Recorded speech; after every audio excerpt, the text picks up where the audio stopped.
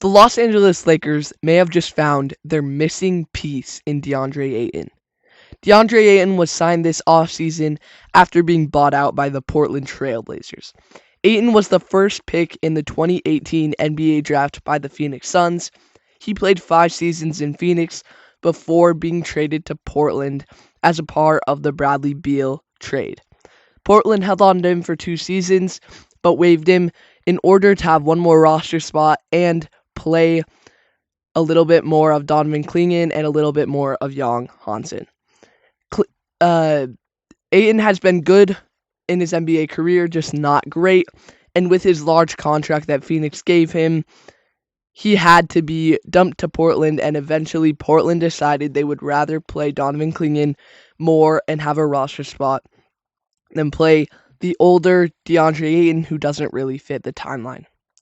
The Lakers signed him due to lack of center depth and lack of centers available for cheap. So the Los Angeles Lakers bring in De'Andre Ayton, and at first, myself, like many others, I didn't think this was a good signing. DeAndre Ayton, I felt like he was a little bit overrated, and I felt like he wasn't really going to help the Lakers. They still don't have a center, in my opinion.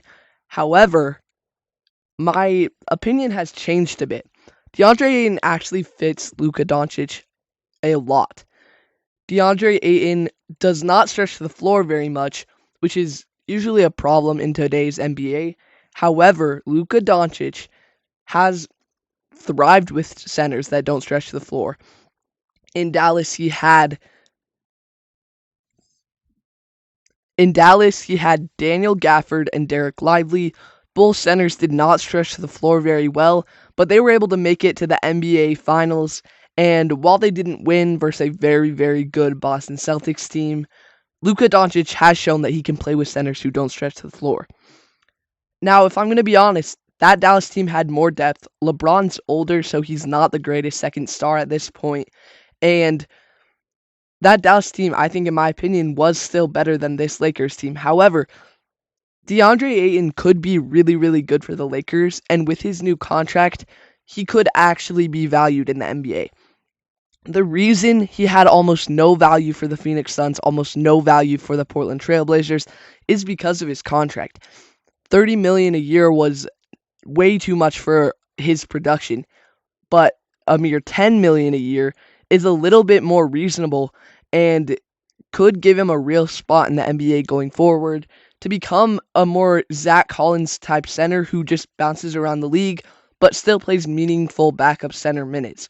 And I think he will be a lot better for the Lakers than if they would have just kept Jackson Hayes. And they still have Hayes, and he's still going to be a really, really good backup for them. I do like Christian Koloko, but this signing is absolutely necessary for the Lakers. And I'll be honest, I was a hater of this signing at first.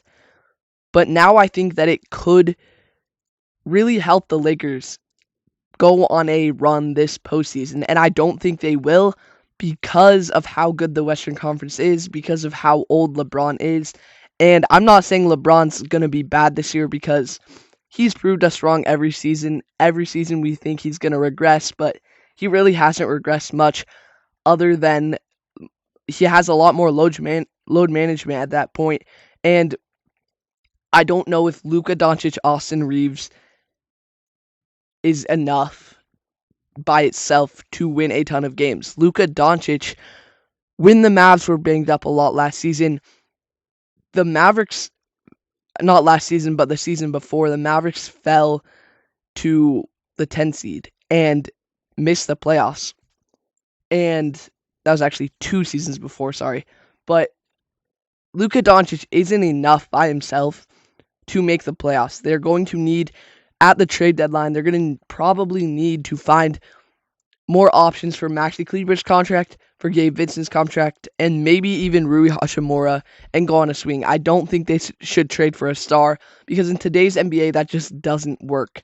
However, if a star became available that fits, that's young, there's not too much of a risk, the Lakers could maybe do it.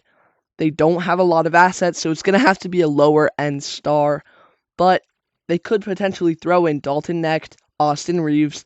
I believe they have one first-round pick at this point, and they could make something happen. Let me know what you think on the Lakers, on De'Andre Ayton. Thank you so much for watching. I'm trying to hit 1,000 subscribers by the end of the NBA season, so subscribe, help me get there, and see you next time on No Bias Hoops.